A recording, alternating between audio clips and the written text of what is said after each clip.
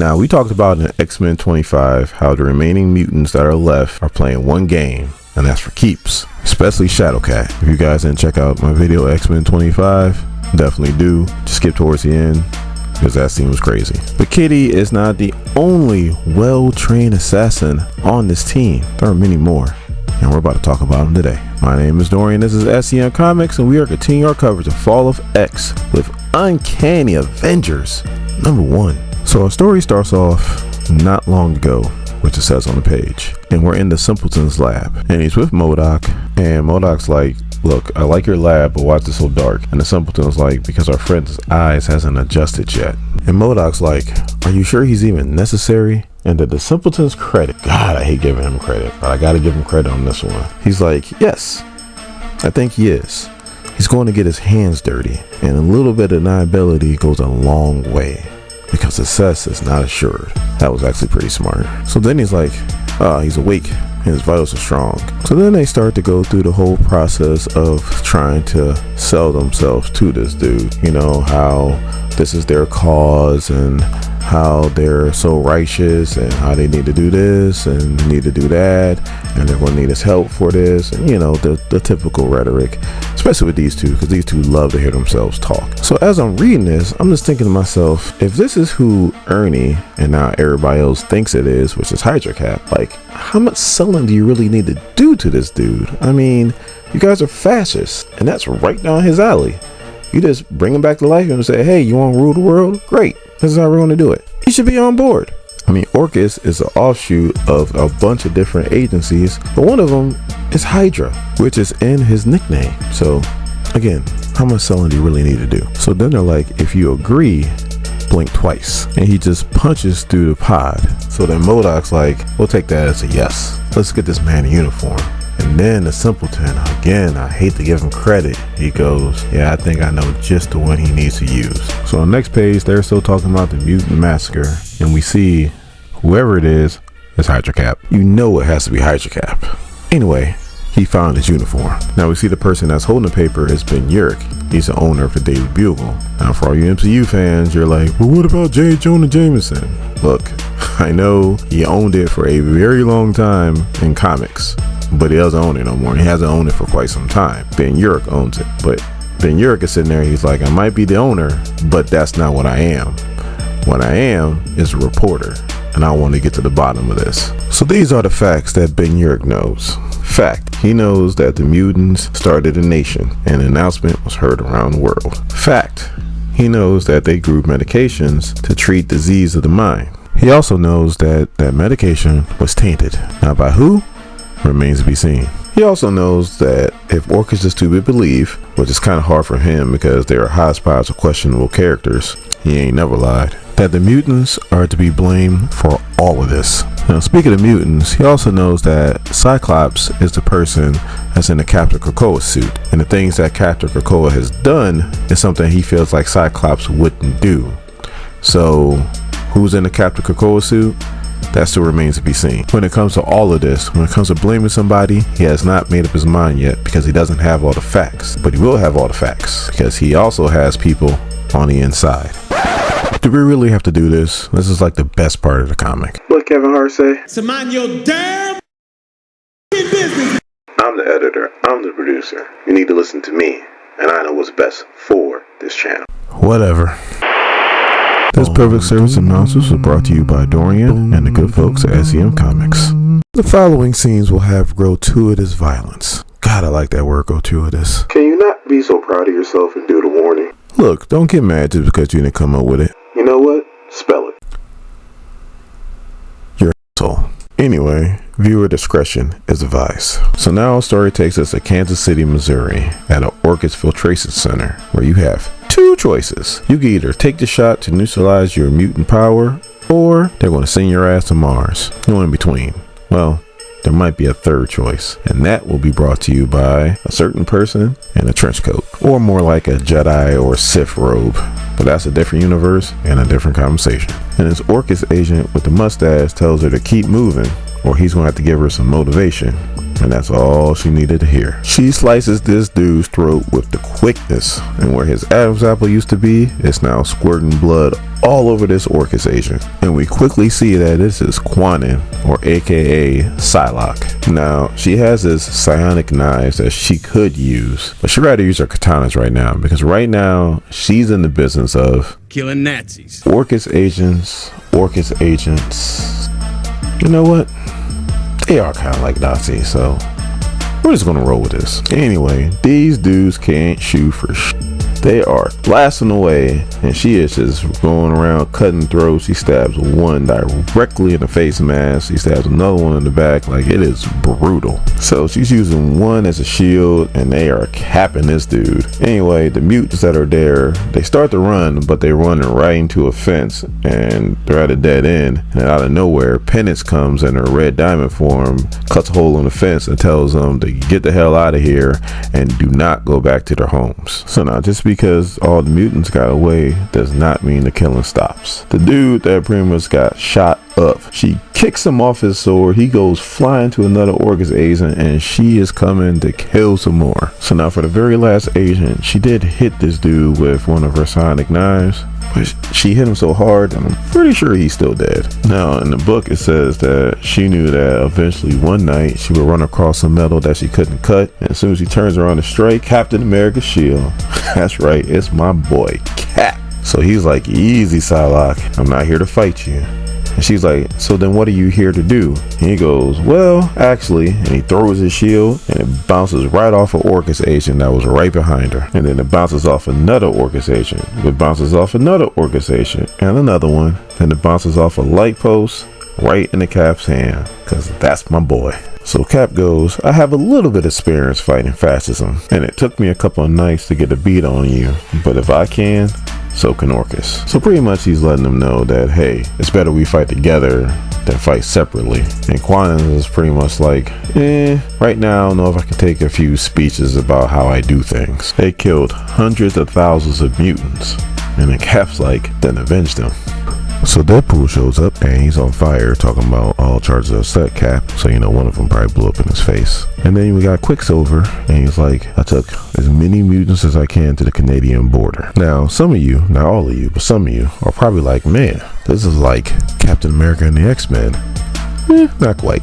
Deadpool is a mutate, so he got his powers from the Weapon X program. They pretty much gave Wolverine's powers, and then they put it in overdrive. Technically, he's not a mutant, even though he works with the X-Men and he was on X-Force. Still is, I think. And then you have Quicksilver, who, yes, in comics, he used to be a mutant, but then they retconned him, and now he's not a mutant, and he's not even Magneto's son. So, here we go. So Penance is talking to Psylocke telepathically, and she goes, Quanin, I think I want to change my vote. We can always, and then Psylocke just cuts her off and finishes her statement. She goes, quit if they get soft. And then Psylocke goes, okay, we're in.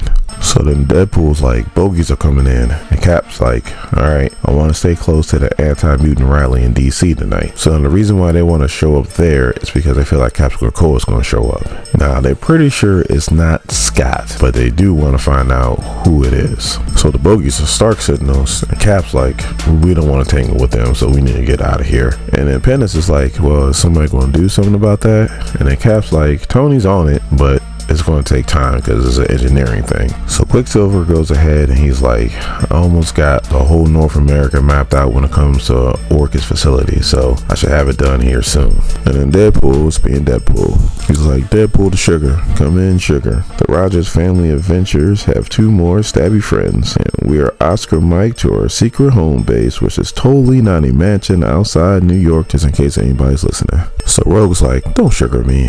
And Deadpool's like, but that's my favorite White Snake song, Hover. And Rogue's like, I'm not in the mood. I'm just trying to see how close I get to Orchis facility before they set off the alarm. And then they see the Orchis agent and goes, oh sh*. And it's like, it looks like it's 200 meters. Us mutants need to find a way to blend in. So now we cut to our fake Captain Krakoa, and he's with Blob and Wildside. And Blob's like, I wish we can go home. And Captain Krakoa's like, right now it's too dangerous. But I'm gonna go down there and I'm gonna see if I can't break into our prison and see if we can't recruit some more people to join our new brotherhood. So then he's like, if I trip our alarm, just head back to headquarters and I'll make it back in my own time. And he jumps out the plane. Now who does that? That's right, Captain America does that. so does Hydra Cap. So I guess he told Blob on Wildside that his suit makes him invisible to the Sentinels. That's why he's able to just fall right past them, but we all know the deal. And he also told Blob and Wildside that he's Cyclops. Blob believes him. Wildside really doesn't care. He just wants to kill people. So he lands right on the pit's door, breaks through, and then falls the rest of the way down. So as soon as he gets down there, he finds the Strucker twins. Now, if you've been keeping up with Bishop War College, then you know why they're down there. So Andrea, she's on it. She looks like she's all over Captain Krakoa. Now the brother, he's not as willing, but he also wants to get the hell out of there. So now we're in New York. Everybody's in their civilian clothes, and they're making their way down to the subway so they can make it to the Morlock tunnels. And there's Tony and Emma down there. Now, for those of you who have been keeping up with this whole thing, you're like, that's not Emma. Yes, that is Emma. She's just in disguise. So Deadpool sees Tony Stark with a glass, and he's like, so how hard are you working on the forces of evil? And Tony Stark's like, it's half full of ginger ale. Calm down. So then Cap goes to Psylocke and was like, I thought the X-Men were meeting us down there. And he's like, they're here. They just need to come out. And then we turn the page and we see it's Shadowcat, Miss Marvel, and Rasputin 4. So then Shadowcat's like, I thought it was time you met Rasputin 4. She's going to be the one leading the assault on Nimrod. As soon as I read that, I was like, oh, Nimrod versus Rasputin 4. I can't wait. So the Quicksilver comes and he's like, hey, our target's there. We gotta go. And he grabs everybody and he starts running them to the location. You look at Deadpool, he has his headset and he's playing on his phone. So then if you look at Quicksilver, he is tired and he is sucking wind right now. And then Rogue's like, Blob, why are you standing next to him? And Blob's like, you never cared about Krakoa. Well, we do. And he goes, we are the new Mutant Liberation Front. Okay, Strife. I mean, come on, Gerry Duggan, make up your mind. Are they Brotherhood of Mutants or are they Mutant Liberation Front? Because in this book, you use both of them. So Quanah's trying to talk to Wildcat mentally, and he's like, shut up and stay out of my head. Penance goes after Captain Krakoa and is like, I'll have that armor, murderer. And he's like, you can have it. And he knocks the hell out of her and he's like, if you're still alive when I'm done. So the Strucker twins combines their powers and shoots a hole right through Deadpool. So Deadpool, always with the jokes, it goes, I just washed his uniform. When you look through the hole, you can see Rogue fighting Blob, and she's like, damn it, Fred, you're fighting this war all wrong.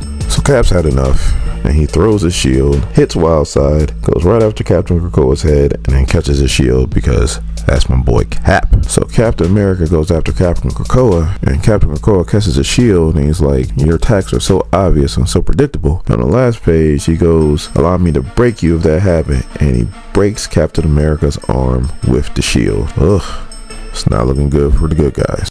Now, I normally don't preach, but Pastor Russell, could you say a few words? If you ain't read the Uncanny Avengers, you're doing yourself a disservice. If somebody told you not to read this series, my friend, You've been had. You've been took. You've been hoodwinked. Bamboozled.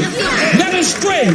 Run amok. my name is Dorian. This is SCM Comics, and we are continuing our coverage of Fall of X with Uncanny Avengers #2. So our story starts off where the old one left off, with our captain with his arm broken in more ways than I could think of him getting out of this horrible situation, and with Captain Krakoa standing over him talking mad to him as he's about to deal this death blow. So right before he's about to jam that very sharp stick into his carotid artery, there is a shot and Captain Krakoa is hit in the chest. And who was behind that gun that delivered that shot? One of my favorite MCU characters, Natasha Romanoff, the Black Widow. So now I look at my analytics on this channel and I seen that every person that watches this channel is a male, 100%. Not one female. So I feel comfortable by asking this simple question that I'm about to ask. Which look do you prefer on the Black Widow?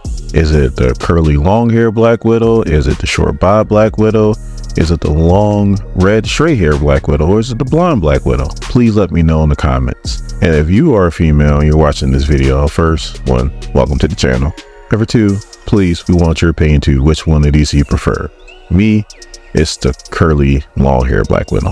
That's one that does it for me. So please let me know in the comments. And now back to our show. So she's sitting there, she's like, all right, adjusted for wind and Orchis stability because she took out a lot of Orchis agents. And then she's like, this next shot should go right through his square jaw. Now, Black Widow has been following Captain America ever since Orchis tried to take him out the first time on the Brooklyn Bridge. Now, if you don't know what the hell I'm talking about, it was in a free comic book day book that we covered on the channel, and you can check it out right here. Now, Captain America thought somebody was following him, but he really couldn't pinpoint it.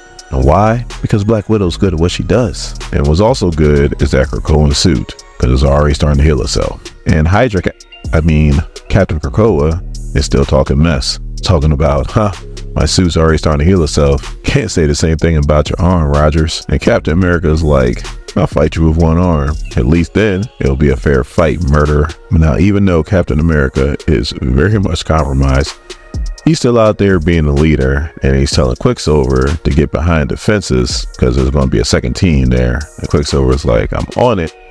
Before I do that, I have to do what comes naturally. And when you see the most smackable face on the planet, hello, Andreas, and the B-roll tells the tale. So when Quicksilver is moving at full speed, there's not too many things that can stop him. He doesn't have many weaknesses, but he does have two. He is extremely arrogant, and he's susceptible to gas.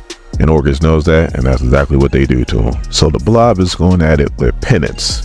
And he's like, I don't want to fight you, Monet. And then Captain Krakoa comes out of nowhere, and he's like, but I do. And then Captain Krakoa's like, look, Blob, penance, rogue, Psylocke, they're all traitors to our species. Wildside, take care of her. Now, if you know anything about Wildside, he's like the old, Sabretooth back in the 80s and 90s. All he wants to do is kill people. He doesn't really care what side he's on. He just wants to kill people. The Wildside is all over penance and looks like he's about to get her when Blob's like, you should be fighting with us. And he stomps down, which causes a little mini earthquake, which kind of knocks Wildside off of penance. So he pretty much saved her unintentionally. So Deadpool comes out of nowhere. It's like, hey, Captain Krakoa, and guess who got a pouch full of DD? And before he can finish the statement, Captain Krakoa is like, shut up, clown, and shoots him with something and puts him right down. So the new Mutant Liberation Front, without strife, is making a clean getaway, and they're making a clean getaway with some nukes. But Black Widow comes out of nowhere in an old shield jet, and she looks like she's about to chase him down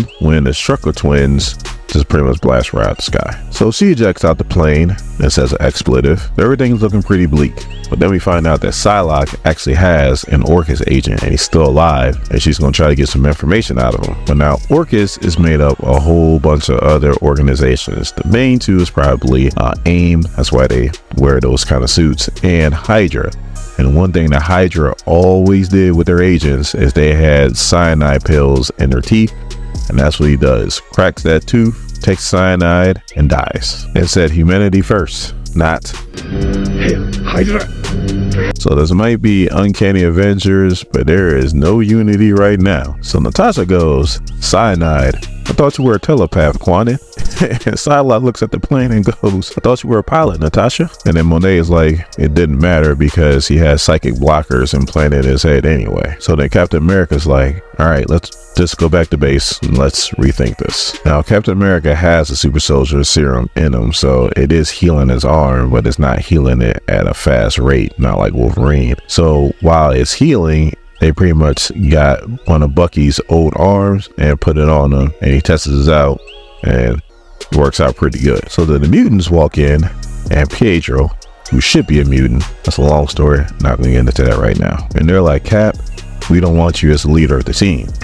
And he's like, excuse me? And pretty much in a nutshell, they're saying that they don't want him as the tip of the spear, because if Captain Krakoa kills him, then everybody's really going to be against the mutants, which kind of makes a little sense. Not a lot of sense, but a little sense. And Captain America's like, I appreciate your concern. Now, back during World War II, they also had the same concerns. What if the Nazis kill you? And my answer is the same that was before I went into the ice. If I do my job right, if Captain America falls, somebody else is inspired to rise to the occasion. And then he pretty much dips out to meet a contact of his. And then Deadpool's like, people think I'm funny, but you mutants, you're the real crack ups. All you do is lose. And the Rogue's like, Wade, not now, no jokes. And Deadpool's like, who's joking. He's like, I haven't had time to change my underwear since the last time you guys lost a war. There was a first mutant massacre, now this new mutant massacre. There was a frame job, several infernos, and I don't even know what decimation was, but it sounds bad. And how do you react when Captain America gets injured? You want to get rid of the one guy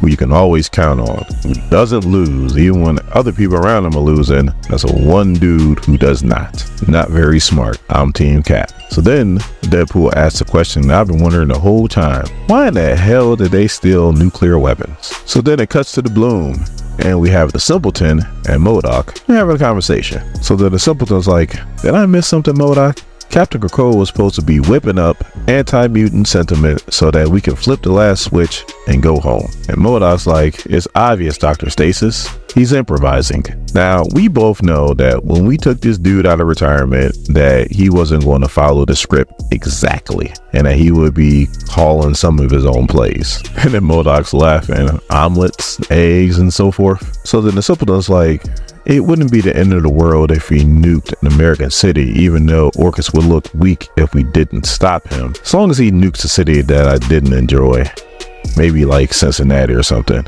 which I'm from Ohio and I take a little bit of offense to that. Not a lot because I don't like Cincinnati, but a little. So now it cuts to a decommissioned US military base in an undisclosed location. That means it could be anywhere in the world because there is a lot of US military bases. And we see the new Mutant Liberation Front without Strife is sitting there eating MREs, and the majority of them do not like him, except for the Blob. He's taking them all down. Now, let me get off topic just for a quick second. I was in the US Army from 2000 to 2004, and I did my basic at Fort Benning, Georgia, home of the infantry. I was not infantry, but that's where I did my basic at. And they believe in the concept that there was no time to heat up your MRE. You had to eat it cold.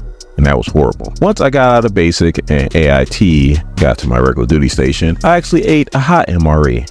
It was not much better. The best ones were the vegetarian ones. The vegetarian ones weren't that bad. But yeah, some MREs do suck. But when you got nothing else to eat, something's better than nothing. So that's how I feel about MREs. Please tell me if you were in the military or if you ever had an MRE before. Let me know your experience. Do you love them? Do you hate them? Or are you really don't care?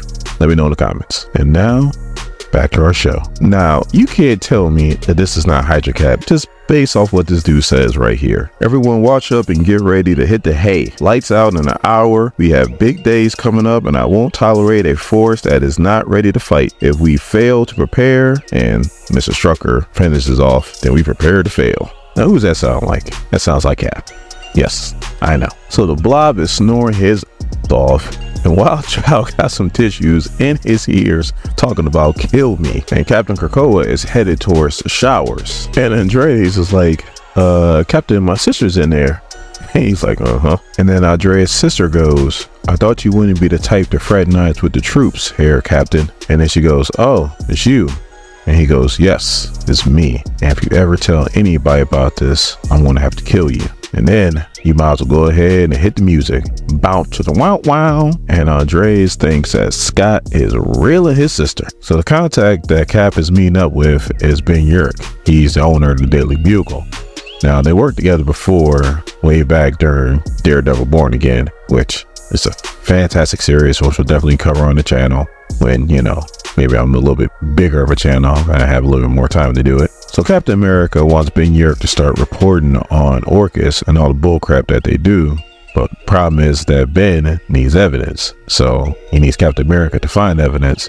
Captain America's pretty much like, I'll see what I can do. We'll be in touch. So on the last page, we finally see why Hydra Cap / Captain Krakoa stole that nuke. Because they delivered that nuke to Empire State University and hide it somewhere in an auditorium in the science wing. Now, if you're a fan of the channel and you watch X-Men 26, then you know that Miss Marvel is posing as a student there because she's trying to infiltrate and get some dirt on Orchis, which hopefully her mutant power has something to do with radioactivity. Otherwise, when that thing goes up, she's going to have another bad day. We are now at the halfway point of our series, and either the new Mutant Liberation Front, minus Strife, or the new Brotherhood of Evil Mutants, minus Magneto, have gotten the best of our heroes. So now, if this is your first video, you're probably saying, well, which one is it? I don't think the writers know, because In the first book, it was the New Mutant Liberation Front. In the second book, it was the New Brotherhood of Evil Mutants. Don't be shocked in this one if they call themselves the New Friends of Humanity, minus William Stryker. They don't, but it would have been funny. My name is Dorian, this is SEM Comics. We are continuing our coverage of Fall of X with Uncanny Avengers number 3. Our story starts off with our two favorite human assassins. More like superhuman. Black Widow has a dumbed down version of Captain America's super soldier serum, so she pretty much has heightened everything, and she has longevity and a healing factor. And speaking of healing factors, Deadpool has Wolverine's healing factor, but on steroids, which is saying something because Wolverine's healing factor seems like it's on steroids. And they are Cap and Pumpkins that have Nimrod's face on them. Black Widow's doing the shooting, and Deadpool's like, "Are you sure you're not peeking?" And Black Widow's like, "Not since I put on the blindfold." And then Deadpool, being Deadpool, goes, "Nothing sexier than a woman with a blindfold and a sniper rifle." And Black Widow goes, "Stop talking, Deadpool." So now Quanon and Quicksilver are talking, and Quicksilver is like, "We shouldn't try to force out Captain America." And Quanon, she's still kind of steadfast. She's like, "Look, we don't know who Captain Krakoa is, and if he winds up killing Captain America, not only will we have to fight Orchis, we're going to fight everybody." And then Rogue comes out of nowhere. It's like, "Hey, Cap's in trouble. His distress signal just went off." So she starts to fly away, and she's like, "Catch up as fast as you can." And you know, Quicksilver took offense to that. Now, if you read the Hellfire Gala, you know how fast Rogue can fly. So Quicksilver just shooting past her, that's saying something. So Quicksilver's like, "I got eyes on Cap," and he goes, "Ugh, it's worse than I feared." And we see Captain America at the burnt up treehouse giving a speech. So I'm trying to do this in my best Captain America voice. So just bear with me for a second. Hello, my name is Steve Rogers. I know, there's no real change. I'm not a voice actor. So just kind of go with it. Use your imagination a little bit. But you folks better know me as Captain America. I just did something that I've always told my fellow Avengers we get them kicked off the team. I just sent a distress signal letting my teammates know that I was in mortal danger, but I did it for a good reason. I wanted you all to meet the heroes that are willing to rush headfirst into danger to save me. You'll notice that a lot of them are mutants among this iteration of the Unity Squad. The mutants just attacked us! It does seem like that, but in this country, we have a presumption of innocence. No one has been convicted in a court of law for the attack on Hellfire Gala or in Washington, D.C. I don't know who's currently wearing the stolen armor of Captain Krakoa, but it is not Cyclops. And I think it's not even a mutant at all. And then somebody throws their drink at Captain America, and when you see who it is, it's going to be pretty funny, because Deadpool's like, "I'll teach you to waste food." And Captain America's like, "Deadpool, not now." So in a nutshell, not to go over the whole speech, Captain America pretty much feels like the country is being divided by people that will benefit from it being fractured. He pretty much says he didn't grow up afraid of others' differences, which is pretty crazy because they were a lot more racist back then than they are right now. And on the next page, we see Orchis is just pissed. They're watching this speech, and Phelon's like, "This man is out here killing us. What about your guy? Where is he, Dr. Stasis?" And the simpleton is trying to clean up the best he can. He's like, "Well, Captain Krakoa is a little bit off script at the moment, Phelon. He swiped a nuclear bomb, and it's a bit of a disaster right now." But then he's like, "We'll clean it all up. We're going to need a big trial for Cyclops or Xavier." So Captain America is going on with a speech, and he's interrupted by, of all people, a black man, and he goes, "The mutants aren't even Americans, man. They turned their back on America. You look in the mirror lately, you got a big A on your forehead." And Captain America didn't even bat an eyelash. He goes, "To be honest with you, I was unhappy when my mutant friends felt that their health and safety couldn't be guaranteed in this country. They needed something more than America. Well, that's a shame." And he finishes off his speech pretty much saying that fear is being weaponized. You shouldn't be afraid of different races. You shouldn't be afraid of the poor or the addicted. You shouldn't be afraid of what you read or what somebody else wears. You shouldn't be afraid of somebody's political views, about how somebody lives or who somebody loves. I think we should always have a healthy skepticism for folks who ask you to be afraid of a person who's standing right next to you. Always ask why. And my vote for the 2024 presidential election is Captain America. What? Like you wouldn't vote for him after that speech? That speech was so good that even the X-Men are starting to come around. You got Psylocke saying that, "Man, I hope he's the leader of the next X-Men team." And Monet's like, He already is. So this old lady walks up to Captain America and shaking his hand, and she's the one that threw her milkshake at him. So yeah, Deadpool was about to beat up this old lady. Now she's offering Captain America money to like take care of the dry cleaning, and Captain America's like, your money's no good here. Like, I don't understand you was upset, but no, you can't pay for it. Again, Captain America for president. So Ben Urich of the Daily Bugle walks up to Captain America and was like, nice speech. And Captain America's like, appreciate it. We need to meet up tonight because the X-Men have a human witness that was there at the gala that can prove that they didn't do this. So then he turns to Rogue and he's pretty much like, look, I know you guys have someone who wasn't a mutant who witnessed this whole thing. I need you to trust me so that we can talk to Ben Urich so we can get this out there so that we can get you guys cleared. I promise I'll protect him. And I'm sitting there and I'm like, as I'm reading the comment, I'm like, man, I wonder who the person was that witnessed this stuff. And like, I know who it is, but I forgot all about him because you don't look at the character in that kind of light. Like, you'll see at the end. But she was like, I don't know. But she's saying I don't know for a whole other different reason. Trust me. So then it cuts to Monet and Quicksilver.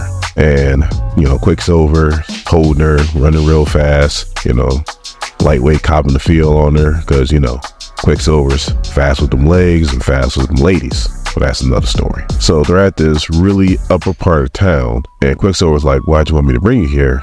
And Monet goes, a perfume. And Quicksilver's like, I know you just have me take you all the way here just so you can go shopping. And Monet is like, quick with them legs, but not quick with everything else. So the Quicksilver's starting to get pissed. And Monet's like, calm down. I'll explain everything. Now, Monet comes from Money, yeah. That money, yeah. That money. So she knows what expensive is and she knows what rare is.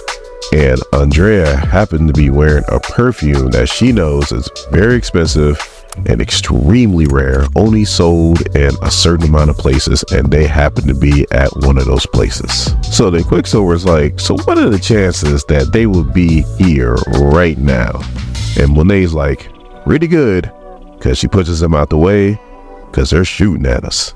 So Andreas is like, I told you we shouldn't have came back here. And then Andrea's like, well, the only thing that's important right now is that we shoot at that load-bearing column right there. So Monet catches it, keeps it from falling. She tells Quicksilver to get everybody out the building. The Von Truckers look like they're about to take a cheap shot at Monet, but then Quicksilver comes and pretty much knocks them on her.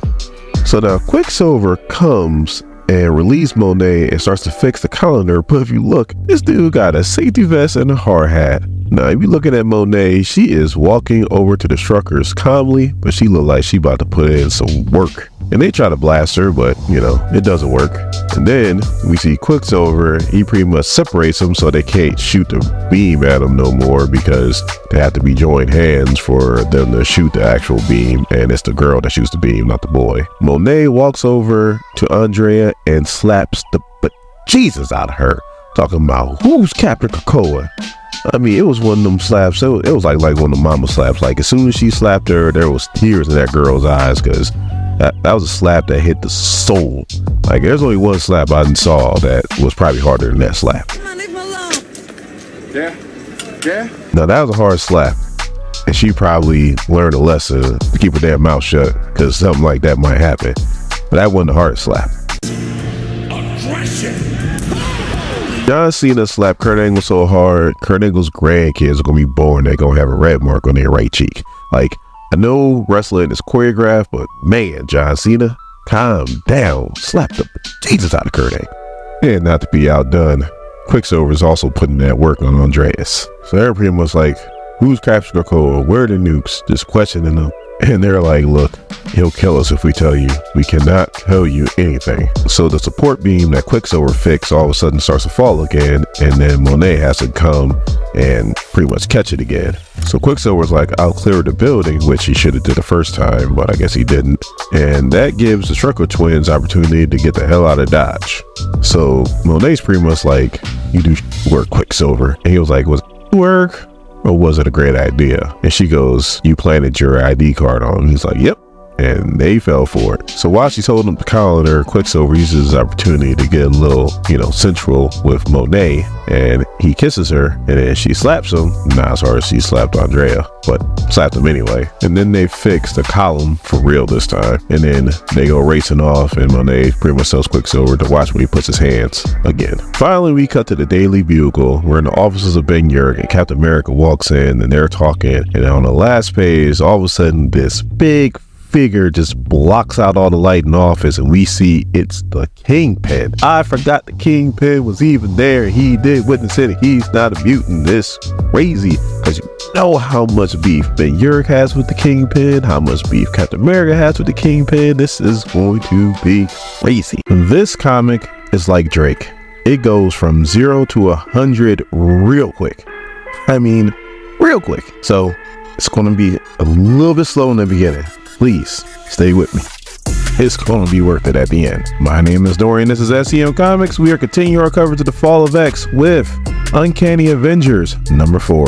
Our story starts off at Empire State University, where the simpleton is giving a science speech to some postgrads. Now, this is what bothers me about this dude. He doesn't even take the time to cover up the club on his forehead. Or Sinister, he would take the time, put on a mask or put on some makeup or something like that and assume a different identity. Not this dude.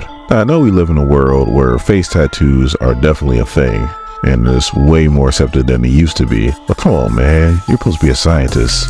You got a club on your forehead. Anyway, he decides to make the mistake to actually start entertaining some questions. And the first question he hears is, so, you were at the Hellfire Gala that night at the Mutant Massacre. Were you not, Dr. Stasis? And the simple thing goes, well, I met questions about the genetics lecture. And then the voice goes, you said, quote, the humans were all dead by the time Orchis arrived. Did you want to amend that statement now? And then the simple thing is serious, and he goes, who, my ass, wants to know? And if you've been paying attention to the series, you know who this is. We turn the page, and it's Ben Urich of the Daily Bugle. So now the simpleton's like toes and elbows trying to get out of there, and Ben Urich's there behind him, and he goes, a witness to the events of the massacre has come forward. And simpleton's like, you can't seriously take a mutant's word. And then Ben Urich goes, the witness is human. And now you're starting to see veins come around that club tattoo, because he knows they f***ed up.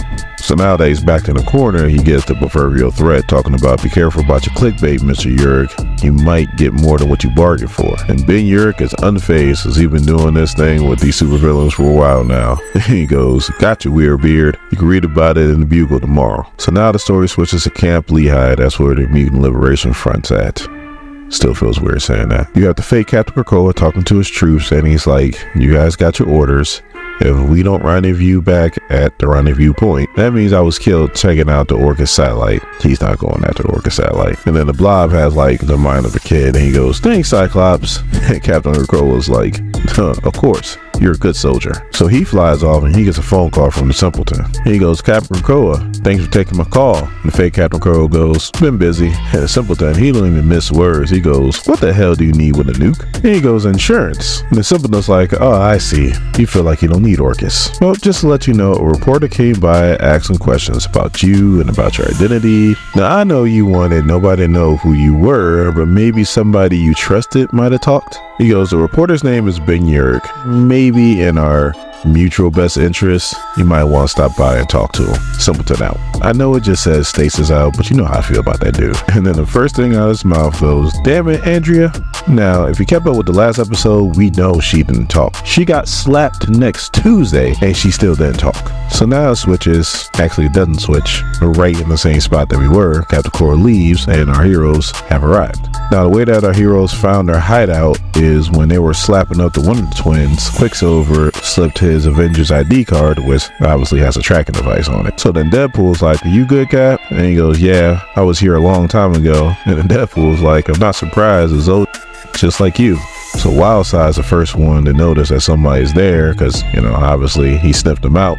And he goes, hey, look alive, we got company. But it's already too late, because Black Widow's behind him with a gun to the back of his head talking about surrender. So Wildside goes, my mutant gift lets me crack open that brain of yours and pull out the worst suffering stuff that you have in there. So then Black Widow starts seeing her Red Room training. She sees herself killing people when she was a kid and all kinds of other crazy stuff. She starts laughing, looks, and goes, cute trick, starts capping Wildside. And then he goes, huh. usually that works. So now Monet is standing on Wild Side and is like, where's the nukes at? And he spits right in her face and says, go to hell. So now obviously she's pissed and she's like, I'm gonna pry all that information out of you. So Psylocke walks over and is like, mind if I cut in? And uses her psionic size, puts it in his head and goes, he knows nothing. So then Blob comes out of nowhere, which is a very hard thing to do because he is very big. And he's like, Monet and Psylocke, we expected better from both of you. So then Captain America comes out of nowhere with his shield and takes the brunt of all that force, all that weight, and all that power coming down. It cracks the ground. So while all that is going on, he's having a conversation with the Blob, and he's like, my teammates say you're a reasonable man. You just need to know that you are on the wrong side. And then Blob's like, I got nothing to prove to the likes of you. So then Cap's like, Mr. Dukes, the man in that Krakoan suit is not Cyclops. And then Rogue chimes in and she's like, Fred, I know we all been through the ringer, but you need to trust us on this. And as soon as he said that, she got hit with a beam. So you know where that came from. The Wonder Twins. So they start shooting at everybody, and they're mainly shooting at Monet because, you know, Monet slapped the hell out of her. And Andreas is like, you can't dodge forever. And Monet's like, I just wanted your eyes on me. And then Quicksilver's like, I think it's time we disarm you. And Andreas is like, oh. And Andreas like, and Psylocke comes down and cuts off both of their arms. So then Quicksilver's running around with a bunch of bandages and he goes, can't you telepathically cut off their ability to feel pain? And Psylocke, cold as hell, goes, I could. Yes. Now all I'm thinking to myself is, when the hell did Quicksilver get so soft? I mean, his daddy used to be Magneto. Like, you know, I know they retconned him, but still. Like, shouldn't be this soft. So while Quicksilver's wrapping him up, you got Deadpool talking about, Wade, it's me, Steve. I know it went to hell last time you volunteered, but I need you back on the Unity Squad. There's always a job that only you can handle. Let's find out together, he says, as he throws away both of their arms. So I guess through all that, the Blob finally sees the light and he starts talking to Rogue and he goes, wherever Captain Krakoa is, he said the nuke was for Dr. Stasis. He's on his way to deploy it against Orchis' space station. So then she goes, wait, Bargain Bin Sinister. Ladies and gentlemen, he is no longer the simpleton. You will not hear those words come out of my mouth anymore. He is now Bargain Bin Sinister.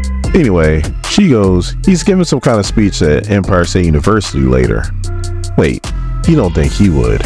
So the Cap's like, I know who he is and I know we're in the wrong place. Rogue, Quicksilver, get the ESU now. The rest of you are with me. Blob, we'll talk about what you did later. Right now we need to get in this jet because we got 2 emergencies in New York. So the Rogue's like, are we racing?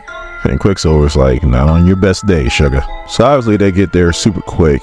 And then Bargain Bin Sinister is giving his speech and he goes, excuse me, the room just got a lot more dangerous. He's like, I don't know what you two are doing here. And they're just ignoring the hell out of him. And Rogue's like, find it, Pedro. So he starts zipping around and he finds underneath the stage. And Bargain Bin Sinister is like, well, that's unfortunate news. And then Rogue's like, I guess you don't approve of this part of Captain Krakoa's plan. And then Bargain Bin Sinister is hauling toes and elbows. And he's like, I don't know what you're talking about. So the Rogue's like, all right, let's get this out of the city. And then Quicksilver stops him like, wait, is booby trapped?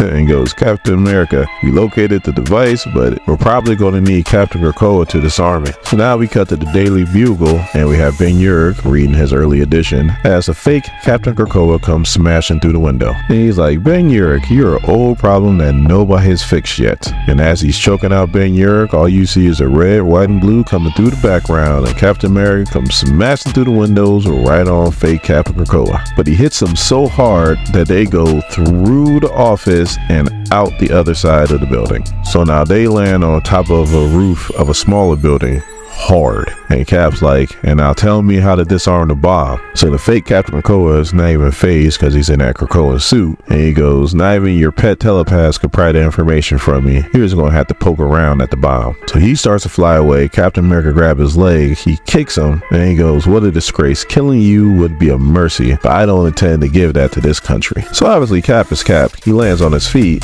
and he goes, you don't get to pass judgment over me or my countrymen. You're a traitor. He throws the shield. Fake Captain Krakoa catches it and was like, I'm not relitigating the past. I'm gonna smash what doesn't work and reforce this broken world. So he throws the shield, takes out Widow, takes out Monet. If you don't know who it is, you should know by now. He takes out Psylocke and then he catches it and he goes, before this world can heal, the rot must be cleaned out and then the wounds cauterized by fire. So now Deadpool knows who this is and he goes, please tell me this isn't him. He's like, hello again, Wade. I thought you were a soldier with a decent head on your shoulders, but here you are again following Rogers. So then he throws his shield and cuts Deadpool in half. He goes, damn it, BRB.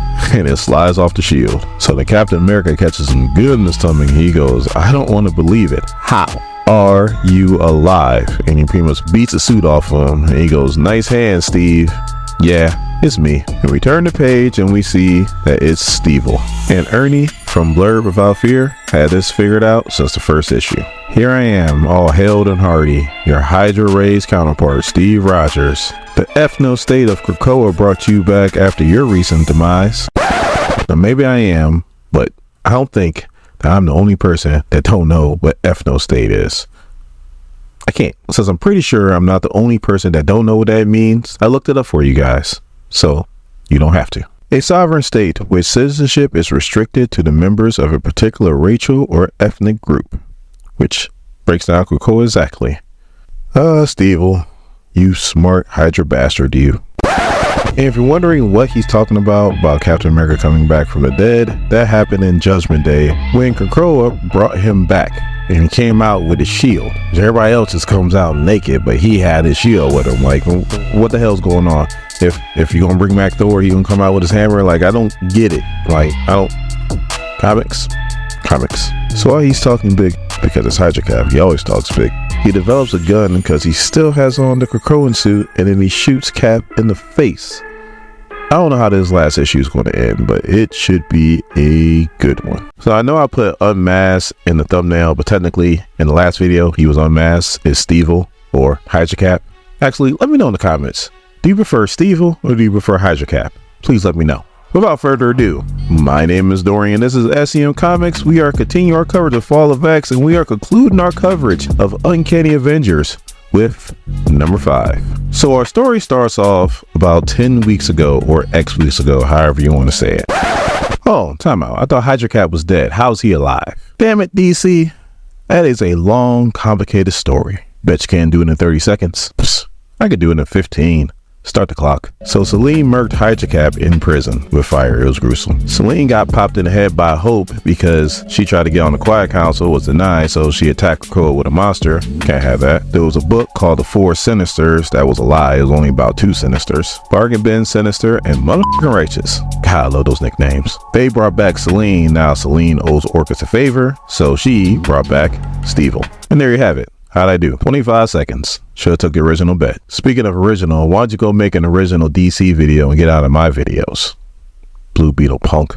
It was a good movie. It was a good movie.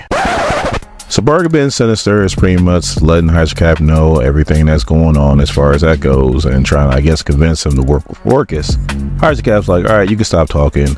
Once you guys brought me back, I was in, but I'm gonna do it my way and I want to wear that uniform. So now we back in present day and we see that Bucky Barnes' old arm took the brunt of the blast. That's from the last video, but it did knock him down and Stevel is about to give a killing blow to the head. But Stevel didn't notice that Deadpool, freshly cut in half by Captain America's shield thrown by Stevel, is crawling over and bites the hell out of his ankle. So now Deadpool's laying on top of Captain America trying to protect him. The Hydra Cap's like, you're a good soldier, Wade, and it's a damn shame I gotta do this, and is about to pretty much blast him too. But then Psylocke comes out of nowhere and slices the plant Krakoan ray gun. And then she starts talking to everybody telepathically, pretty much saying that they can't beat this dude unless they get him out of the suit. And he proves that theory true because he knocks the hell out of Psylocke right into Black Widow. So Monet comes from behind and starts ripping the suit. So he backed headbutter right in the middle of next week, and then he grabs his shield and takes it and hits Monet so hard that she goes through the roof into an office. So now Hydra Cap regrows the ray gun, and then Cap wakes up and he picks up Deadpool's like, I'm gonna save you, but then Deadpool takes the brunt of the blast. So who's saving who here? So now Deadpool is still smoking from that blast. He's like, Captain, please throw me like your vibrating shield. And then Captain America's like, I'll be right behind you. And then takes him and throws him right into Hydra Cap. And he is biting the hell out of Steve. So then Captain America runs behind, grabs his shield, which Hydra Cap's arm's still in. Turnabout's fair play from the first issue. And he twists it and breaks Hydra Cap's arm. So the Rogue's like, sorry to interrupt, but these boys tell me that this thing's gonna go off in less than a minute and it's booby trapped like hell, but it looks like it has a retinal scanner on it. By the way, if you notice, Quicksilver grabbed Black Widow and she is leaking. So then Hydra Cap's like, I can stop it. Captain America's like, I can too. I'm inbound. And then Psylocke and Monet is like, nope. It's a trap. He wants you to go there. It's going to trigger the bomb. And Hydra Cap's like, damn telepaths, and they kicked the hell out of him. So now Steve was knocked out from the 2 kicks from the mutant assassins. Cap Scream was talking to Rogue, was like, I wish there was another way, but that bomb can't detonate here in New York. Can you? And she was like, I'm already outbound. And then I think it's Quicksilver is talking to him, is like, head to Area 51, go west. So then Ben Urich is like, yours is not the hand I want to hold when I die, Mr. Fisk. You know the history between those two. So then Deadpool's like, somebody do something. So then Cap's like, maybe she'll survive. And all you hear is, fat chance she'll survive. That means Steve was awake now. He's like, poor Wade. That's twice now you lost everything betting on old Steve. Did you ever tell Rogue how you felt, you coward? And then Psylocke and Monet is like, sleep pig. And they stomped the out of him. I don't think he's waking up anytime soon after that. So then Captain America is trying to tell whoever that there's going to be a detonation at Area 51 and Avengers is going to need some help. And all of a sudden, all you hear is, and Deadpool's gone. And Captain America is like, good luck. Quicksilver's running with Deadpool. And Quicksilver's like, look, I'm going to get you close to Rogue and you're going to have to share your healing factor with her. He's like, I cannot run the bomb once it detonates, so I'm going to get you right next to her. I'm going to pin you down, but it's going to be up to you to hold on. Flash could outrun the bomb, I'm just saying. Look, Death Battle established a long time ago that the Flash was faster than Quicksilver. We're better than you. We're better than you. Alright, I'll stop. Go back to video. So Rogue lands and she throws a bomb. Bomb goes off. She's way too close and all of her skin is pretty much being melted off as we speak. And on the next page, we see that she is a skeleton. No organs, probably her brain's gone. Like, she is dead. It's over. It's a wrap. And then we see another skeleton hand come out of nowhere, grabs Rogue's hand, and we see Quicksilver is way back from the blast, like way back. And then we see Rogue's skeleton start to grow back muscle. And then we see Quicksilver pin down Deadpool with his 2 katanas. Now, I got a question for you guys. Now, Rogue's power works with skin-to-skin contact, and you saw that she was skeleton. There was no skin. Like, she's pretty much dead. Does that mean that Rogue's power is so powerful that if she is dead in her casket and she is a skeleton, if a mutant walks by and touches her, that she will absorb their power? Or is it that Deadpool's power is so extreme that if he touches a dead body, he can bring him back to life? Like, I don't know which one it is. Or is it just comics? Please let me know. So as the 2 skeletons are sitting there, Deadpool's like, I've been meaning to ask you, what do you see in that Gambit guy? And Rogue's like, thank you, Wade. And Deadpool's like, you never have to thank me. Does Gambit make you thank him? So the 2 mutant assassins, like I said before, stomped out Hydra Cap. So he's pretty much sleeping on Ben Urich's desk. Then you got all kinds of reporters asking questions of the Kingpin about what happened at the gala and so on and so forth. And Ben Urich's like, that is the worst man I ever known, but even he can tell the truth. So then we cut to the trial of Hydra Cap. It didn't go so hot, but why would it? It's an X-Men comic book. And all I'm thinking to myself is, he tried to take over the world and got put in prison for life. So now that he's back to life and he already tried to do some bullshit, put his ass back in prison. How hard is this? So then we see him in an all-white suit looking just like a dictator. And there's a cop that's standing there. He's like, your secret empire perseveres, sir. And he's like, good man. So he gives a speech that's just as good as Captain America's speech in the 3rd issue, because this is Steve Rogers. So everything that he's saying, what he feels, we pretty much see in images. You know, the mutants and like the Fantastic Four and the Avengers are all round up and arrested. He's like, I see the mutants side by side standing together with their own kind at peace. which the image shows that he feels like at peace means they're all dead in graves right next to each other. And then he starts ragging on the government, which you know he was called rag on the government. He feels like this government isn't equipped to handle everything that's going on, that there has to be a new form of government. And he believes in the flag, but he doesn't believe in the government that backs the flag. So now he is a flag smasher. So in this comic, we got the New Mutant Liberation Front, minus Strife. Right here in the Marvel description of issue 2, we have the New Brotherhood of Evil Mutants, minus Magneto. And now I guess Steve-O is the new flag smasher, which is this guy, old character. And the only reason why I know about this guy is because when the Falcon and Winter Soldier came out, they came out with the flag smashers. Everybody started trying to find out who the flag smashers were, and there wasn't flag smashers. I mean, he had people around him, but he was just called flag smasher. They were just like his minions or whatever.